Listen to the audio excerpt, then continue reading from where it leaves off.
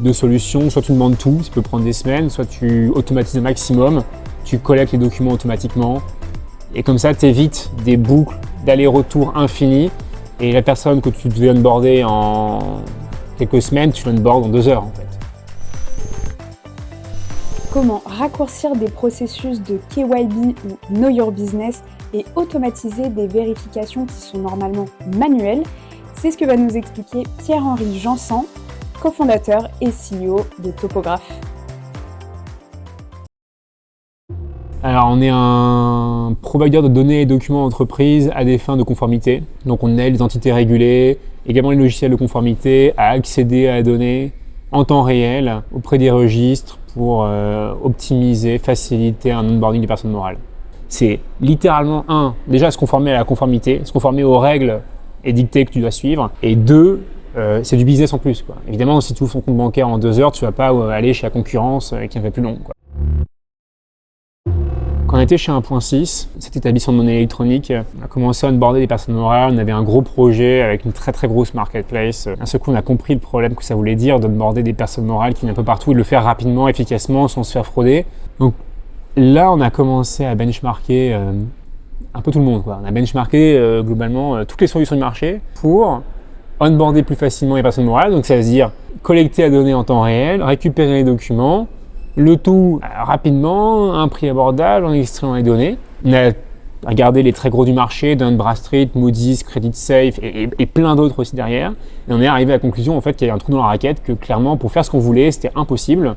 Donc on s'est lancé là-dessus quand même très vite. On a eu une intuition quand même à partir de octobre dernier, novembre dernier, on a creusé dans cette direction. On a continué à avoir des calls avec différents établissements régulés pour confirmer nos intuitions, voire vérifier que ce qu'on avait senti sur le monde des marketplaces n'est pas unique au monde des marketplaces, mais est bien partagé par plein d'autres services sous-jacents. Il n'y a pas eu de remise en cause fondamentale de ce que l'on faisait, de la direction dans laquelle on voulait aller depuis le début, quoi. On a eu une intuition et au fur et à mesure de creuser, l'intuition s'est vérifiée, les hypothèses se sont vérifiées.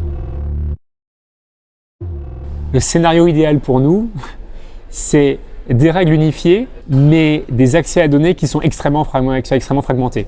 Là, dans ces cas-là, ça marche très bien. Et typiquement, c'est le cas de l'Europe, c'est le cas des US. Les US, ils sont segmentés par État, donc en fait, c'est pas un pays, c'est 50 pays à aller chercher. En fait, c'est très très bien pour nous. C'est malheureux à dire ou heureux, enfin ça c'est un autre débat, mais pour nous, des règles unifiées, des règles ISO, avec des sources difficiles d'accès, c'est un très bon marché. Et justement, là-dessus, c'est intéressant parce que souvent, on est français, on connaît les API de l'INPI, ou si on ne veut pas s'embêter à intégrer les API de l'INPI, il y a plein de sociétés privées qui ont déjà des accès, pour ne pas les nommer, des sociétés.com ou Papers. Et souvent, on disait, pourquoi vous faites ça, je vois pas le problème.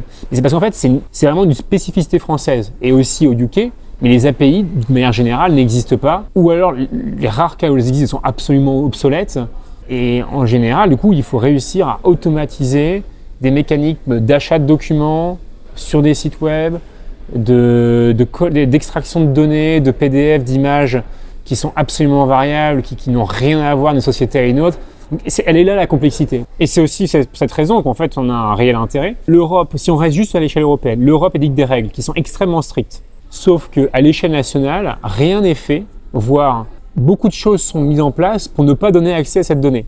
C'est complètement schizophrène, on leur demande de bien faire le travail, on leur donne pas la capacité de le faire. Et c'est là où du coup on est parfois dans des discussions franchement lunaires avec des régulateurs, avec certains pays. On leur dit qu'on a besoin d'accéder à cette donnée, à tel registre, pour telle entité régulée. En plus, le sous-jacent est payant, ça veut dire que si on accède à la donnée, on va payer à chaque fois X euros, 2, 3, 5 euros. Et pourtant, parfois, ils disent non, on refuse, on veut pas, on veut comprendre mieux, on veut. Donc, c'est ça un peu qui est assez cocasse comme situation. C'est ces bâtons dans les roues qui sont mis quand même aux entités régulées pour bien faire le travail. Voilà, donc hopefully on va réussir à les aider à mieux faire leur travail.